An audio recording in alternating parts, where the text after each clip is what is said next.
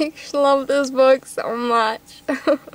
So hey guys, I just finished reading Heir of Fire, and it was absolutely one of the best books I've ever read, ever.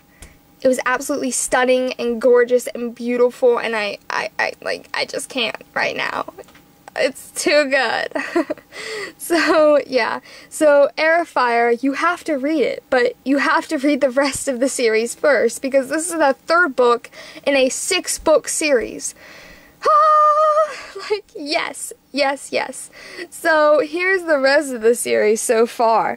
Like, OMG. What? So, as I said, Heir of Fire is the third book, but the first book is Throne of Glass, and yes, it's by Sarah J. Maas, and she is absolutely amazing, and you must read this book series. So Throne of Glass is the first book, the second book is Crown of Midnight, and then the third is Heir of Fire. And there's still going to be 3 more books in the series, but this book over here, you're probably like, what is this lovely book over here? And I'll tell you.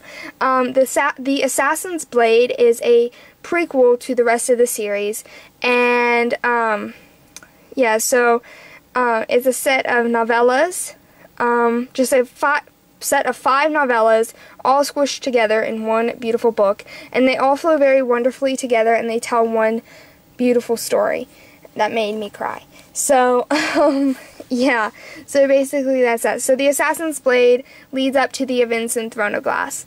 I would recommend starting with Throne of Glass, but if you want to start with the Assassin's Blade, either is great. So, I mean, either is great. I would start with Throne of Glass, and then maybe pick up the Assassin's Blade, and then maybe go to Crown of Midnight, and then read Heir of Fire. I read it Throne of Glass, Crown of Midnight, the Assassin's Blade, then Heir of Fire, but you know, you do what you want. So, yeah. It was just, the series is magnificent. So you're probably wondering, like, okay, then what's it about? Well, the first book, I'll tell you a synopsis of the book, which is Throne of Glass. The first book is about a girl. Her name is Celaena Sardathian, and she's an assassin. And she was captured and taken to the salt mines of Endovir, and she is to be a slave there. But one day, Prince Dorian, the Prince of Adarlan, comes in, and he asks her to be his champion to fight in a competition to be the king's assassin, his royal assassin, to do all his dirty work and everything like that. So, and if she if she wins the competition and is his assassin, the king's assassin, for like 4 years, then she will be granted freedom. So that's basically what the first book is about. And then this book series is a high epic fantasy series. So there is magic, there is fae and witches and demons and magic and awesomeness. So, and awesome battle scenes, like, oh my gosh. And the first book is kind of like a build-up. If you if you don't like the first book, but you will. But if you don't, then just read the second book, because the second book is 100 times better, and then Heir of Fire is like, it just blows the other books away. So, that is that. The world building is, like, magnificent. It is just absolutely, the world building is, like, crazy. There's even a map in this book, and you know a fantasy series is committed when it's got a map, and this series is very committed. It's amazing. So yeah, I have made a review on this before, and I made a review on Throne of Glass and Crown of Midnight, and I'll leave a link to that video in the description, and that's just me fangirling over those 2 books like I did, like I'm doing now. But I just want to tell you all again, because this book series needs to be as big as Harry Potter or the Hunger Games, for that matter. It's just so amazing, and it's just magnificent. So since the time I made that video talking about those 2 books, I've read The Assassin's Blade and read Heir of Fire, and let me tell you, they're glorious. They're just glorious. Like I said, the world building is phenomenal, and then the character development, Celaena's character development from The Assassin's Blade to Heir of Fire is the best character development I've ever seen, ever. ever. Like, you just grow with her. It's like she grows so much in each book, and it's just makes me feel complete. It's just so awesome. And all the other characters, this is a very strongly heavied on characters. And I mean, Kale had my heart in book 1, and I mean, I love Dorian too. Like, they were awesome.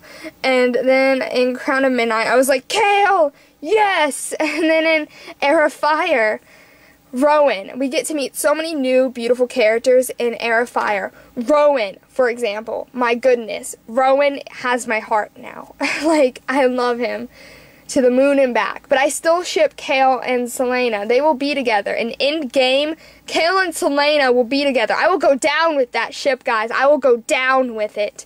But I still love Rowan. Like, I don't want them, Celaena and Rowan, to be together, like, romantically, but they're friends forever, guys. And Nehemia was awesome in Crown of Midnight and Throne of Glass. I loved her too. Don't forget about her.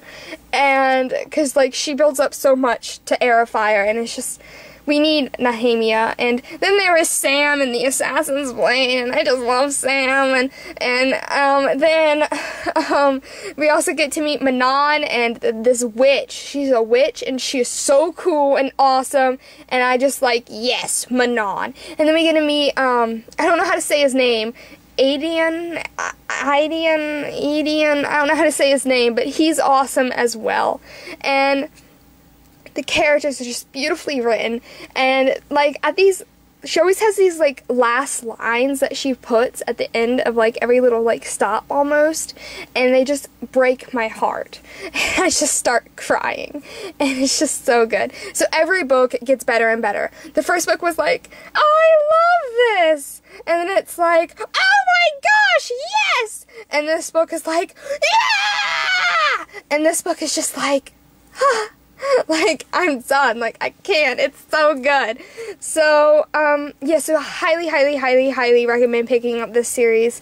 It doesn't really matter what order you read The Assassin's Blade in, if you're wondering what order to read it in.